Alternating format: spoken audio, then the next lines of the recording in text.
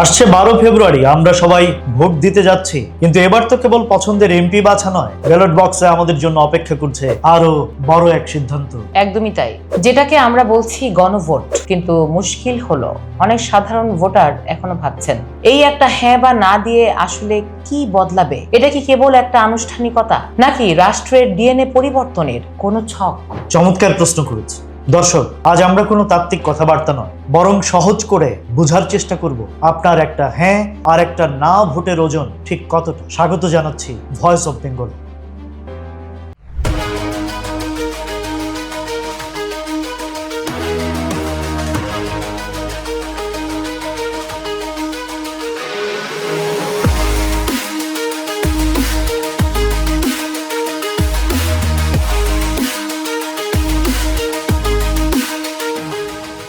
জুলাই সনদে তো 84টি সংস্কার প্রস্তাব আছে, কিন্তু গণভোটে মূলত সংবিধানের 30টি প্রধান পরিবর্তন নিয়ে প্রশ্ন করা হচ্ছে।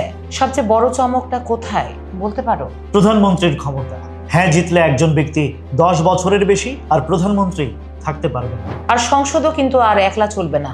দ্বিকক্ষ বিশিষ্ট সংসদ, মানে নিচের কক্ষে আমরা যাদের সরাসরি ভোট দেব তারা থাকবেন, আর উপরের কক্ষে 100 জন থাকবেন আনুপাতিক হারে। এমনকি বিরোধী দল থেকেই হতে হবে ডেপুটি স্পিকার। তার মানে সংসদ হয়ে উঠবে সত্যিকারের এক তর্কের জায়গা। কিন্তু মুদ্রার উল্টো পিঠটাও তো দেখতে হবে। অনেকে জিজ্ঞেস করছেন, যদি না জেতে তাহলে কি সব আগের মতোই চলবে? হ্যাঁ, অনেকে বলছেন না জেতা মানে জুলাই সনদ থমকে যাওয়া। সংসদ চলবে সেই পুরনো কাঠামোতে, প্রধানমন্ত্রীর ক্ষমতার কোনো মেয়াদের সীমা থাকবে না, আর সংসদ সদস্যরাও দলের বাইরে ভোট দিতে পারবেন না। অর্থাৎ সিস্টেমটা যেমন ছিল তেমনই থেকে যাবে, কোনো সাংবিধানিক বাধ্যবাধকতা থাকবে না সংস্কারের। এখানে একটা মজার ব্যাপার আছে কিন্তু, চিলি বা তুরস্কের মতো দেশেও এখন গণভোট হয়েছে।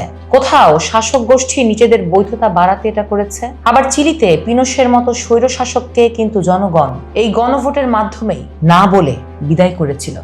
বাংলাদেশের ক্ষেত্রে এই হ্যাঁ বা না কি কেবল সংস্কার, নাকি এটি বর্তমান অন্তর্বর্তী সরকারের প্রতি এক ধরনের আস্থার পরীক্ষা? কিন্তু এই গণভোটের প্রশ্নগুলো এতটাই জটিল যে মানুষকে বারবার বোঝানোর দরকার আছে, কারণ ব্যালট পেপারে ওই 4টা প্রশ্ন পড়ার জন্য ভোটার খুব কম সময় পাবেন।